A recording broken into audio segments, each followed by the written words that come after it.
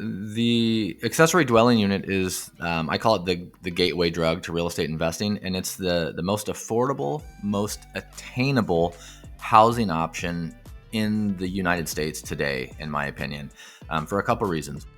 Welcome to the Landlord Diaries, where we talk about midterm rentals and the opportunities behind them. We'll share landlord stories, talk about maximizing investment potential, and discuss how to live the very best landlord life.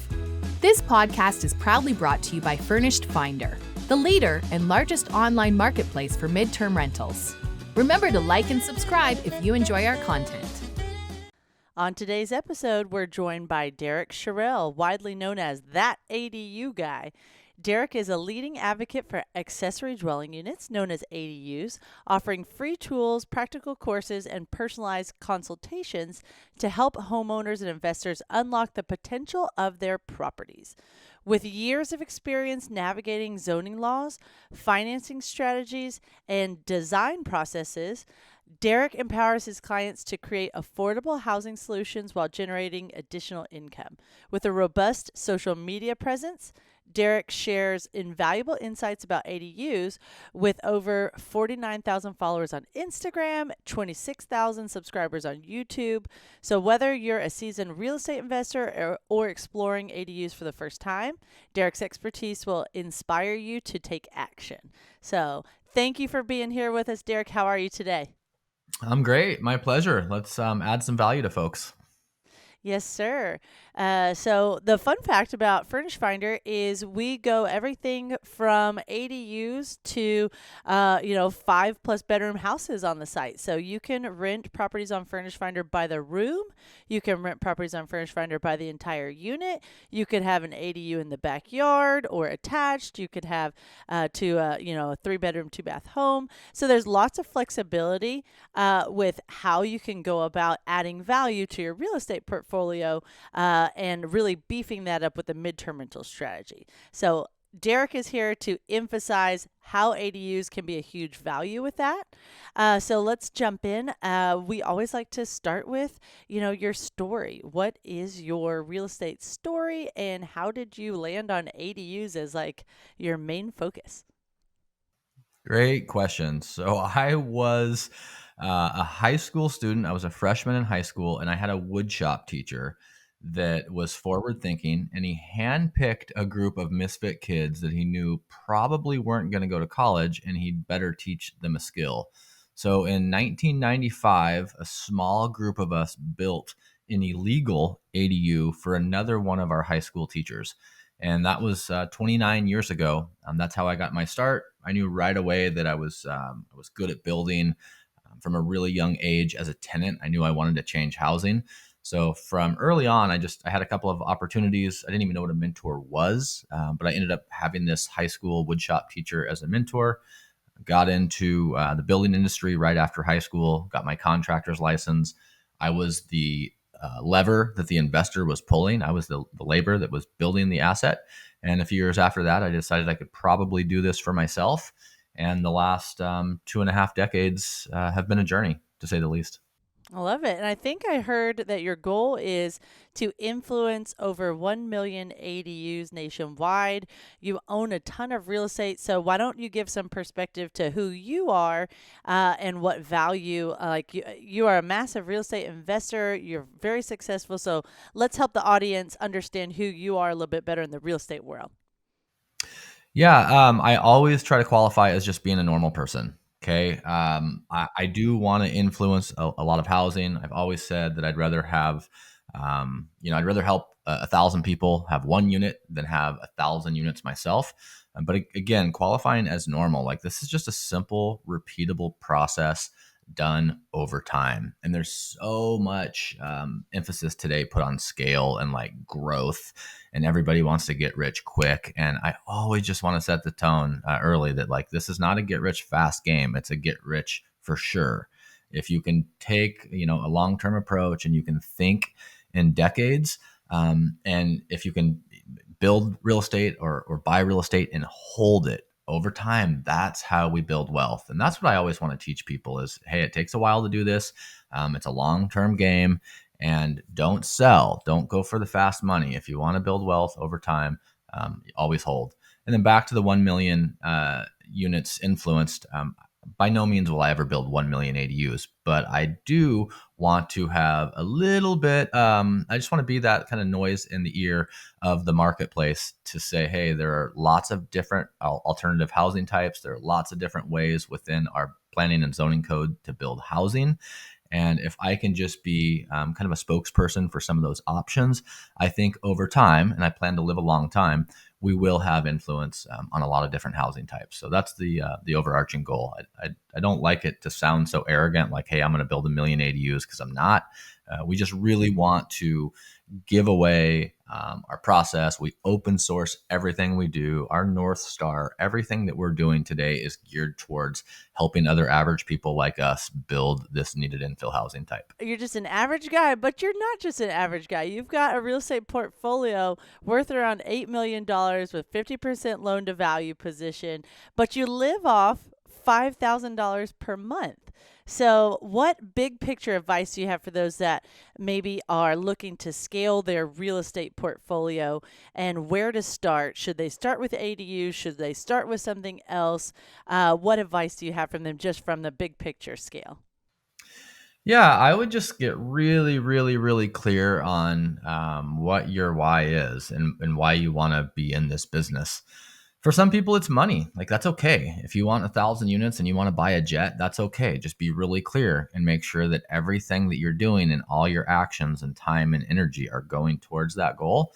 I would always just say, start with the why. For me, money doesn't power my motive. I don't judge my insides on other people's outsides. I live a simple life. It's easy for me to live in I live in one of my ADUs. It's 528 square feet. And I drive a 20-year-old car that's worth $1,500. Those things don't bring me joy or value. So they're not really part of my plan. Another thing I would say is, it's not about how much money we make. It's about how much money we keep. So you can make big pops of money by flipping property, or you can make big pops of money by doing, furnish finder arbitrage. But just keep in mind your tax burden, your financial position, your tax brackets, things like that. To build wealth in real estate, we've got to have a long-term plan, and that usually involves pretty substantial tax strategies. So those are the other things I would tell somebody who's looking to build a real estate portfolio as kind of a full-time job. And to back up slightly, I was a blue collar worker. I was a builder, and then I was a professional structural fireman. I always had a blue collar job while I was slowly building this out. So don't think you have to quit your W-2 job and then go jump into real estate. In fact, keep your W-2 job so you can get loans and slowly, but surely phase your way out of that if that's part of your goal. But always start with the why. For me, it's like, I want to run, I want to ski. I don't want anybody to tell me what to do. I'm psychologically unemployable. I don't take directions well. And I knew my why was to buy my own freedom. So everything I pointed at was, how do I help other people, open source housing, and then how do I not have somebody telling me what I have to do every day? And that was the jet fuel that I needed to build what I have today. Love it. I think a lot of our listeners are going to relate with that so much. And so I think this is a perfect segue into, let's jump into the ADU conversation, the main reason why we're here. And it's answering a lot of housing crisis issues right now, and a lot of states and national recognition of why we need more ADUs and additional units like this in our market. So why don't you go ahead and give us the scoop on why it matters so much to have ADUs as an option in some of these states and markets? Wonderful. The accessory dwelling unit is, I call it the gateway drug to real estate investing, and it's the most affordable, most attainable housing option in the United States today, in my opinion, for a couple reasons. One, any single family zone that has good ADU legislation allows average people, just your everyday homeowner, to become a micro developer and build an additional housing unit or multiple additional housing units in their backyard, front yard, or side yard. So if we look at the zoning maps nationwide, this kind of lower density single family zoning is a major piece. I mean, it could be up to 75% of the buildable lands within our urban growth boundaries in cities. So one, it's the most untapped piece of land we have. Two, it allows homeowners to become developers. And three, it's affordable. The reason the accessory dwelling units are affordable, the acronym A in ADU stands for accessory in most cases, and that means it's accessory to a primary house. And to be a little more technical with that, it means that we can hook into the utilities of that primary house. And a quick example, if we were going to buy a standalone lot with no services, we would have to dig down into the street to the sewer line, say that's $10,000 to connect to the main, and we'd have to bring in a new water meter, say that's $5,000 in fees and labor, and then we would have to bring in a new power source, say that's $10,000 or $15,000 of fees and utility labor.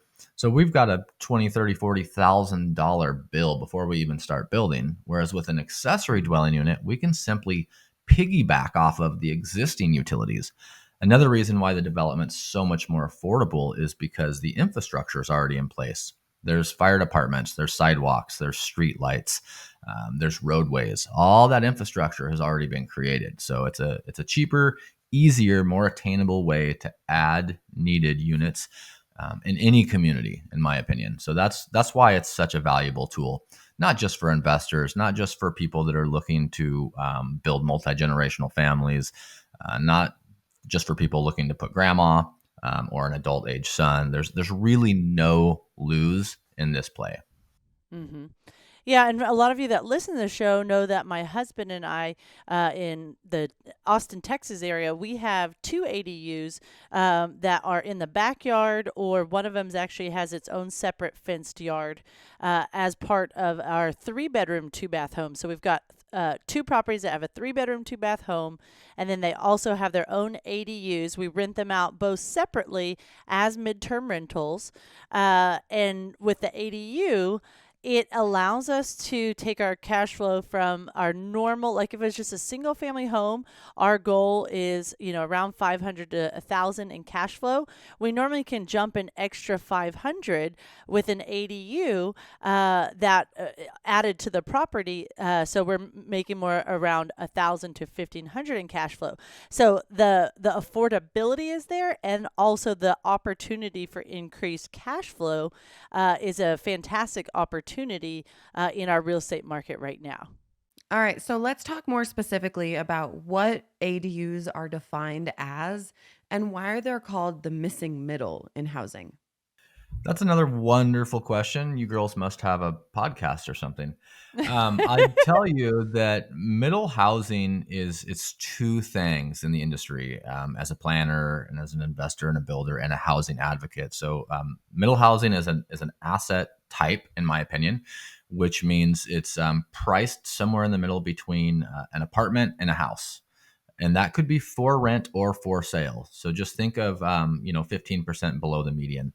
And then when it comes to a housing type, most state laws and industry best practices identify middle housing as a property type, usually a duplex, triplex, quadplex, cottage cluster, hopefully an ADU that's capped out on average around 1,200 square feet. So it's a little bit smaller unit. It's usually some part of a multifamily development, and it is a cheaper entry point either for a rental or for a purchase than your median income. And I'll just give a quick example in my market because I know it really well. The median price point of a single family home is about $600,000. And to qualify for middle housing, we're going to hopefully see those prices come in at about $400K. And there's a boutique premium on these. They're actually higher square foot per cost to build or buy. But because it's a smaller unit on a smaller lot, typically it's a greater savings for the marketplace. And you're in Oregon, right? Yeah. I'm in a small market in Southern Oregon, just over the California border. Nice. Love it. One thing, just to make sure we keep it focused on the benefit of ADUs for midterm rental investors is the community aspect, right? It's like midterm rentals, we already have an advantage compared to short-term rentals because in our communities, we're able to say, hey, we're providing that need for affordable housing for workforce, seasonal workforce that's coming in to take care of our loved ones in the hospitals, or those, new plants going up that are going to really affect our industry and just the overall growth of our market.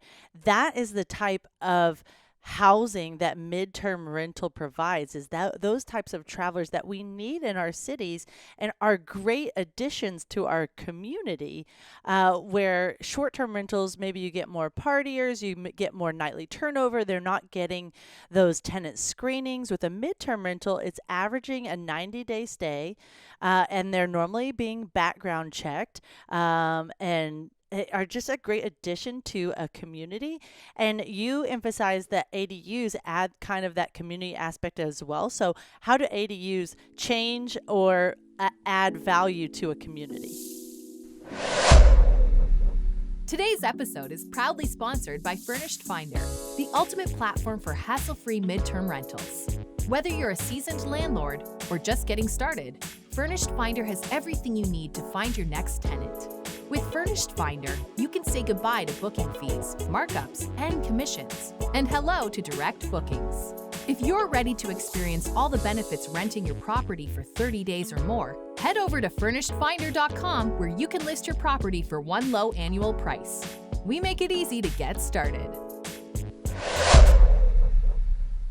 Well, we're able to add this really cool housing type into, areas that already exist. Like I talked about earlier, there's already infrastructure, just based on the actual design and housing type, accessory to the primary. There's going to be some kind of shared yard, some kind of shared green space.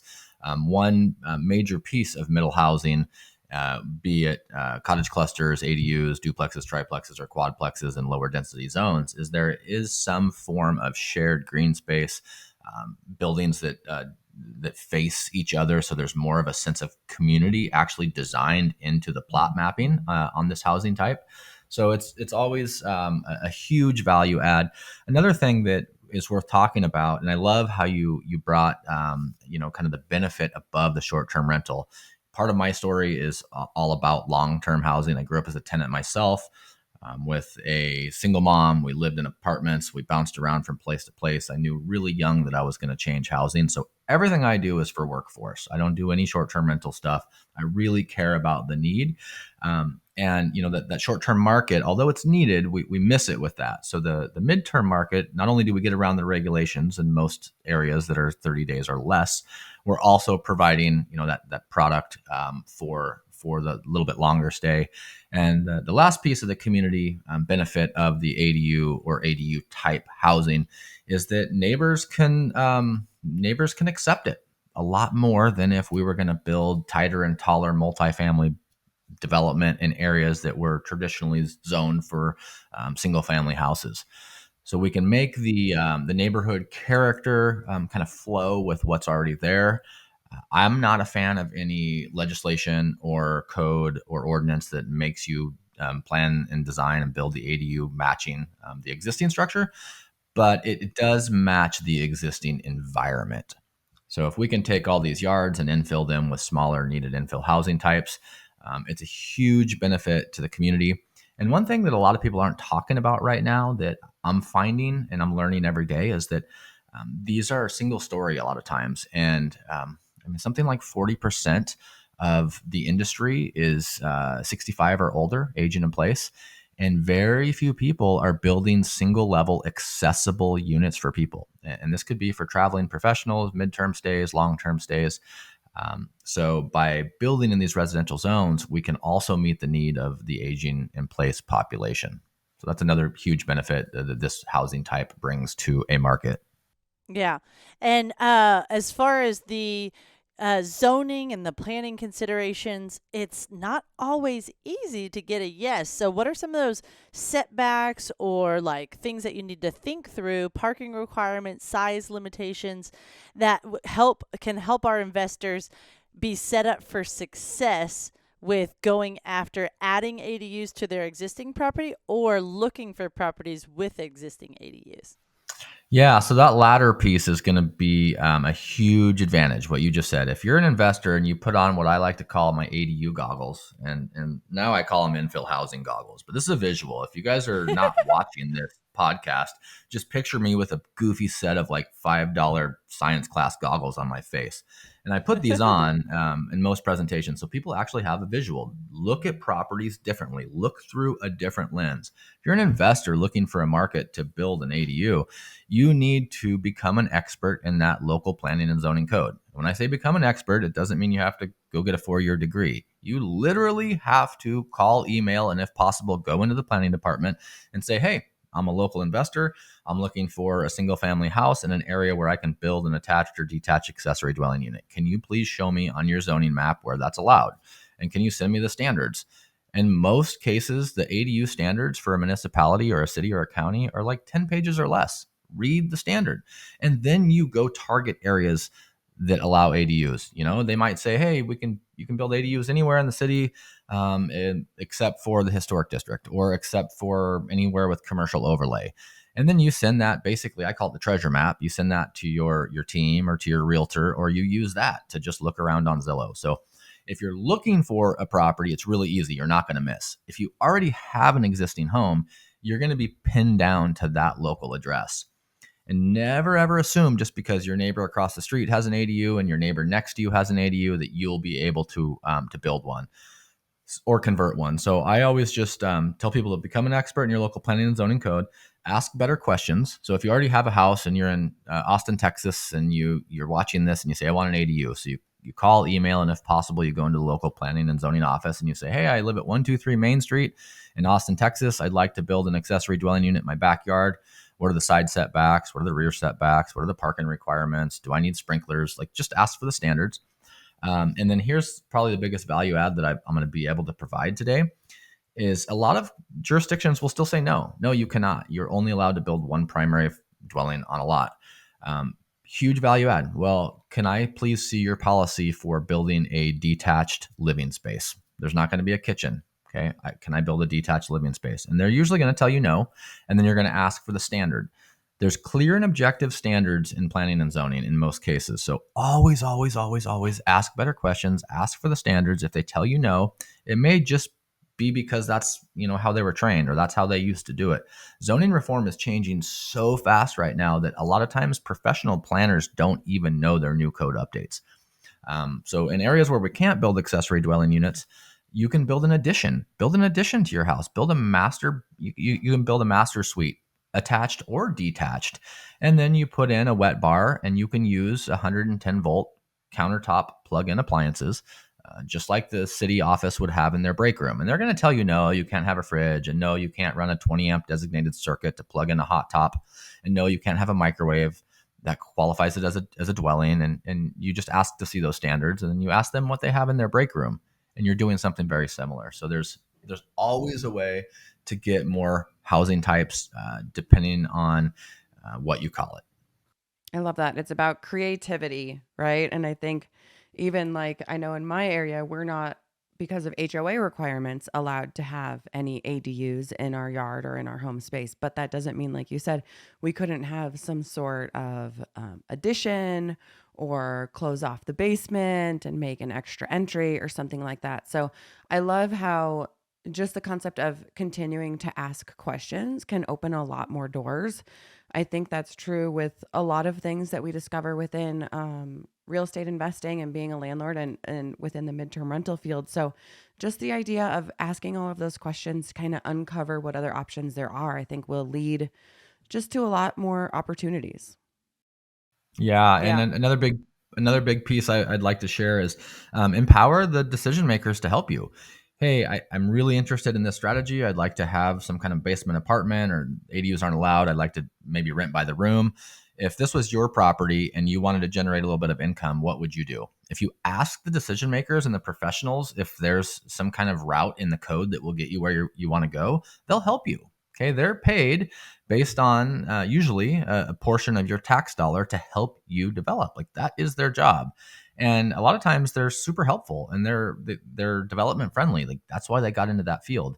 So the days of always fighting with the county or the city, and the answer is always no, are changing.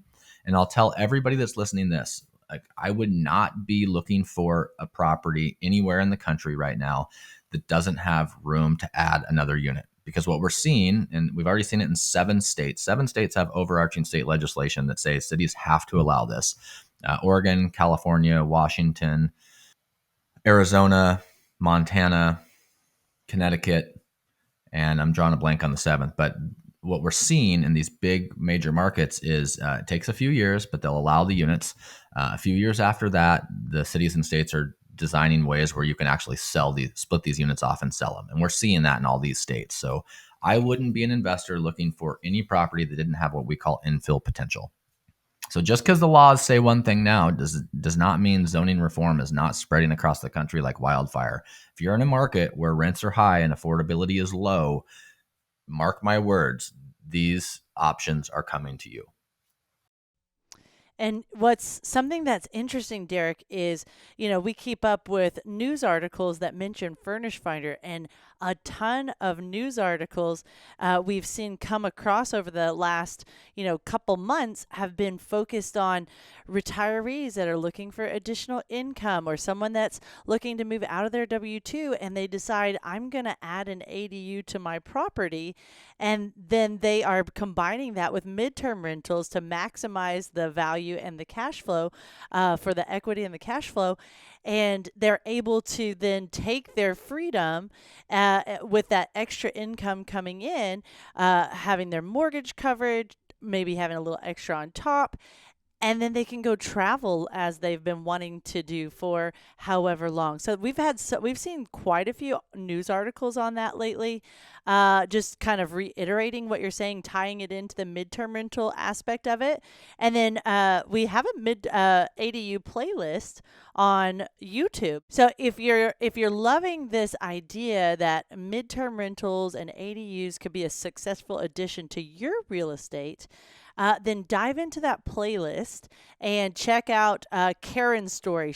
This one's like, she's in the process of building 3 luxury hotel style ADUs in attached to her house in California. She said, I just have a fantastic view that I want to share with others.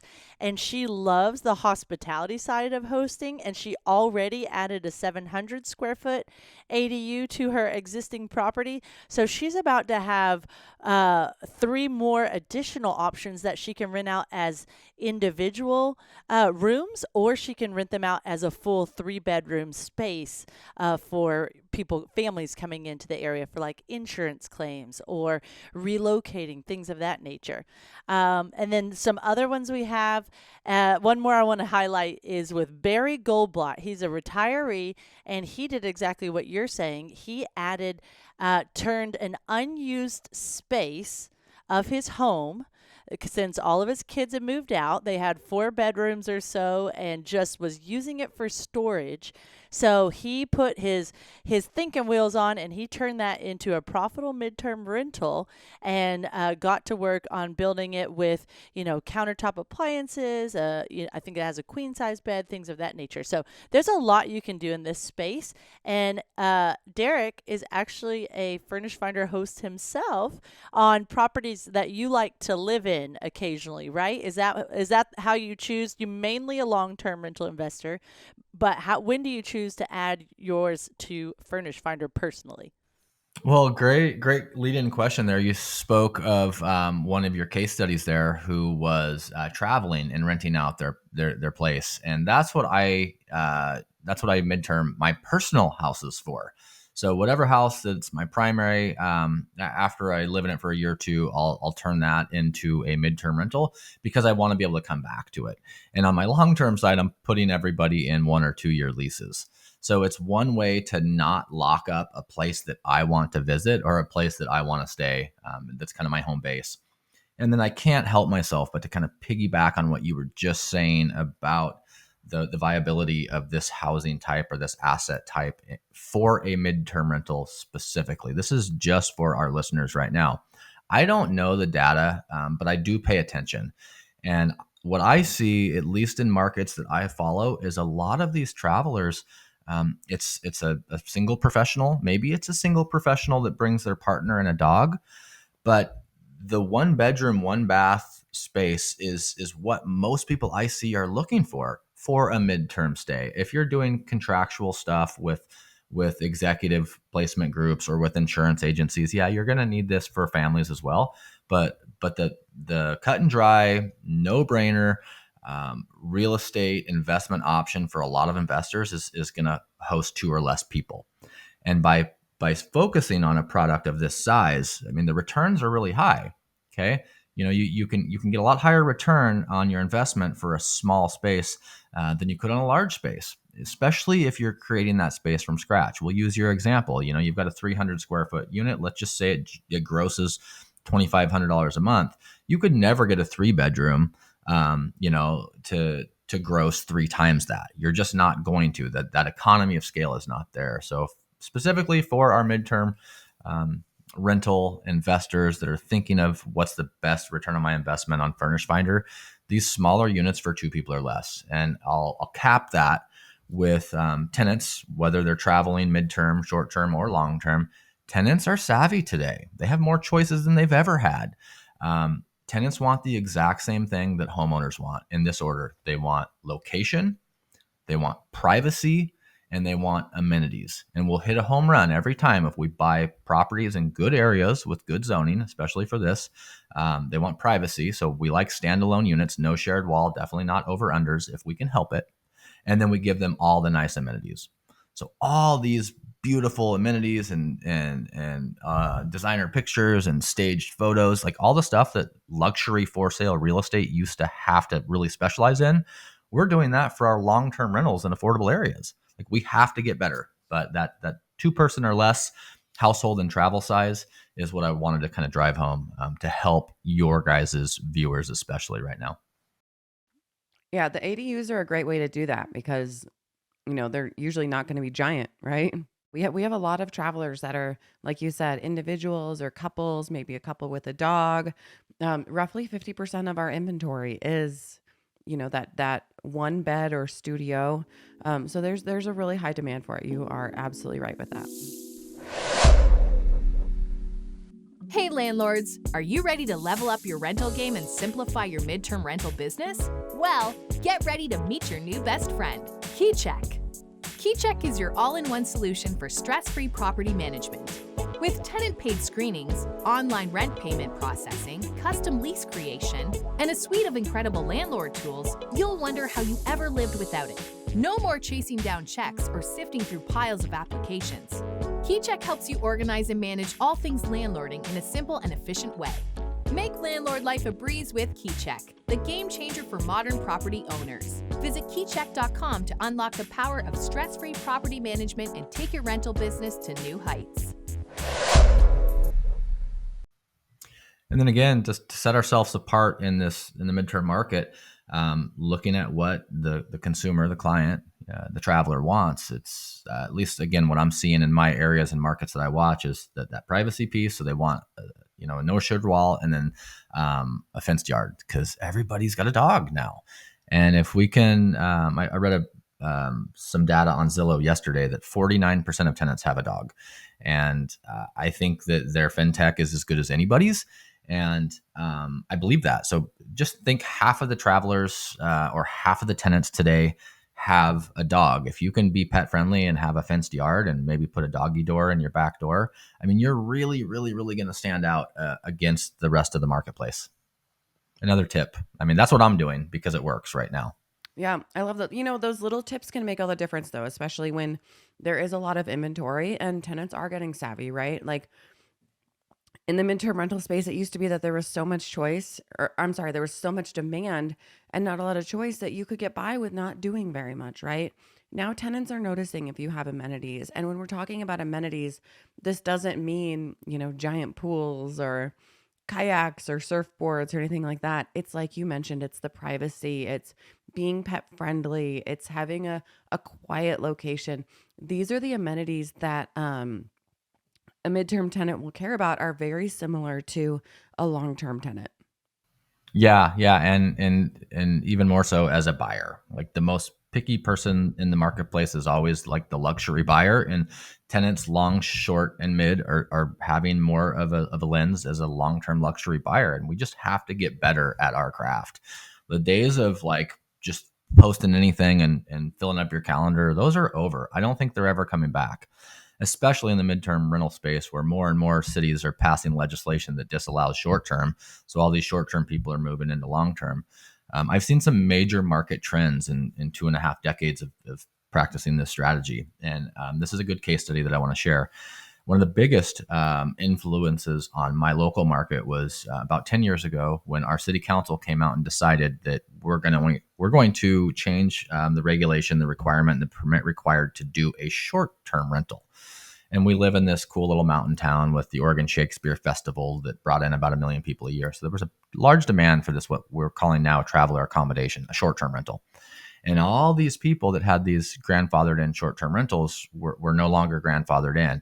And what we saw is in one season, we saw a couple hundred short term rental units hit the market in mid and long because they could no longer do short term. And we had this instant flood of inventory for that space. Think two people or less, a lot of standalone cottages, a lot of basement conversions, a lot of attic conversions, a lot of things that you would find on your site at Furnish Finder. And what we saw as investors was that like all of a sudden there was all this inventory. But the one advantage that we had being in the mid and long term space at the time was we'd already baked in that little bit lower price point. So we had all these people that were used to say netting $2,000 a month on a rental that had a market rate of $1,000 a month, and they all came to the market at the same time, and they advertised for $1,850. So just know that when the market flexes, when we have a lot more inventory, when we have to pivot, just be aware. Remember, have a different lens on. Be looking through a different lens. Try to do the opposite of what the market's doing. I just see so many people that are like, oh, well, in 2022, this property made 60 grand net, so I have to keep my nightly rate or I have to keep my monthly rate at this. And that's the number one mistake I'm seeing midterm investors that I know make is they're still stuck in the same pattern as they were a couple of years ago when the market is over here, when the market has shifted. Yeah. And I think to your point, it's very important to be opportunistic when you're making these pivots, right? Because a lot of people, if they entered in that height of that market where it was like all you had to do is list your property and you knew it would get booked, it was easy to bring in that rent and that revenue and to place those tenants. And now it might feel harder, right? But there's also opportunity with that if you're looking at it through the right lenses. You can say, how can I differentiate myself? What amenities can I add? How can I be a different type of host? How can I present my listing on Furnish Finder so that I'll stand out, right? How about my process? Like, what can I do with it throughout my rental process to ensure that everything runs smoothly and efficiently? What type of online tools am I using? Am I using things like e-sign for docs and online payments? Like these things that might have felt little a couple of years ago are much bigger now that there is more competition, right? But it's all about how you look at it. And I think there's people that look at it and say, there's too much inventory now. It's so much more inflated. And it's like, no, there's still plenty of demand. And the demand is growing. We're seeing it grow month after month after month. But you have to have the right attitude and the right point of view to say, okay, how am I going to make this work for me? Right? How am I going to pivot? Do I need to lower my rent during the lower months? Right? If you have property, like we have properties in the Midwest, they're just not as popular in the winter. It's really cold. So we got to lower the rent a little bit in the winter, right? And that's okay because to your point, I want to have the space filled. So, all right, I love this. We have just a couple minutes left. So, Derek, I want to leave you with the floor to just maybe give people a few tips that they can take from you as the expert on ADUs and maybe some practical advice. We can even get, as detailed as how do you store things or how do you furnish small spaces like this, or where do you see this going in terms of midterms and where's your outlook for the future? Just kind of give us your last few thoughts from someone who's been so ingrained in this industry and has so much expertise. I would say that the market is showing us that home sizes are trending smaller. Okay, even the biggest home builders, we've got D.R. Horton and Lennar that are building subdivisions in Texas that are 600 square foot 2 bedroom, 2 bath, 2-story houses. So places are getting smaller. I would say that tenants, long, mid, and short term, are all getting savvier. So we have to be better at our craft if we want to, capture a piece of that market. I would say that every question that you don't ask is a no. Some of the limiting factors that I hear are, oh, Derek, ADUs aren't allowed in my area, or Derek, I can't afford the price to build. You're not asking the right questions, and you're not asking enough of them. Another piece of advice I would give people is that this is hard. This is a really hard business, and especially in the midterm rental space right now, you have to be motivated. If you're going to go into any business like half cocked and give it 50% of your time and attention and effort, like, you're probably not going to be successful. So this is a hard business. I always want to leave that disclaimer with people, but it's simple and repeatable when you figure it out. Another thing I would say is think long term. If you can think long term, you're going to win. Just so many people today, they want to scale. They think they need 1,000 units in their first year because they saw some 21-year-old on YouTube do that. Most people aren't capable of growing that fast. So think long term. And then the last and most valuable thing I could probably say is everything that you're doing, you should also consider looking through the lens of your customer. For me, in most cases, it's long term. My biggest competitive advantage is thinking like a tenant, and having been a tenant myself, taking care of that tenant. If you're in the midterm rental space and you're wondering how to crush it in Furnish Finder in 2025, really get to know your customer and what they want. Look at the competition in your area, do better than they're doing, and you'll reap those rewards. I think that's all I could really say as far as the ADU space. At least send an email to your local planning and zoning code in the market that you like and ask them, hey, are ADUs allowed yet here? If not, do you think they're coming soon? Is the council talking about them? A lot of people don't even know that they have awesome infill housing legislation in their own town or their own areas that they invest, because they don't ask the questions. Yep. I think that's fantastic. Best advice we have heard in a while. Well, Derek, it has been a pleasure. And thank you so much for talking about something that we probably don't talk about enough, because there's so much opportunity that could be quite literally in your own backyard. So let everybody know how they can connect with you or learn more if they would like to do so.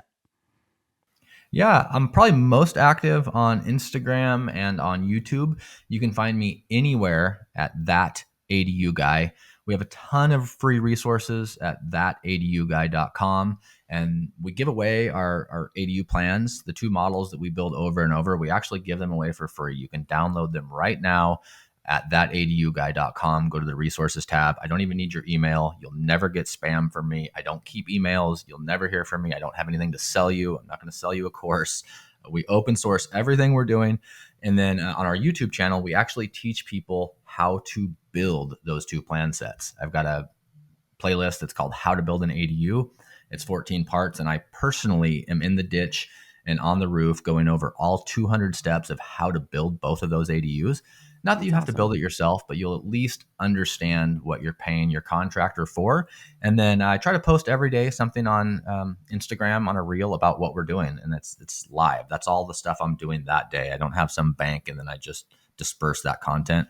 I just record what I'm doing and I share it with other average people like me. And if you take massive action and you have a long-term view, one of these days you're going to look up and you're going to be like, holy crap, like, how did I get here? But it's long-term. Well, Derek, thanks for being with us today. It's another fantastic episode of the Landlord Diaries, all about midterm rentals, from studios and ADUs all the way up to 4+ bedroom homes. All can be successful midterm rentals. If you have a successful ADU or additional space in your home on Furnish Finder, we want to hear about it. Leave it in the comments. Thanks for tuning in. Don't forget to like, subscribe, or like I said, comment and share our show with a friend. Have a great day, everyone. We'll catch you next week for brand new episodes of the Landlord Diaries.